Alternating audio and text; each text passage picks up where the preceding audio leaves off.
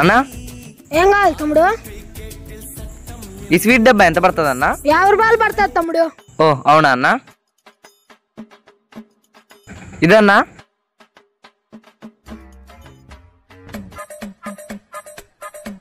అన్న ఇంతకు నీ బిల్లు ఎంత అయిందన్నా? నువ్వే కదన్నా 50 రూపాయలు అయిందన్ను. ఓహో ఇదన్నా నువ్వు ఇచ్చిన 100 రూపాయలు. ఇదన్నా బిల్లు 50.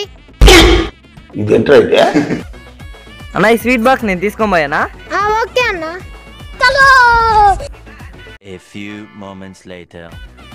అన్నా ఏం కావాలి తమ్ముడు? ఈ బిస్కెట్ డబ్బా ఎంత పడుతుంది అన్న? 900 తమ్ముడు. ఓకే అన్న. ఇదన్నా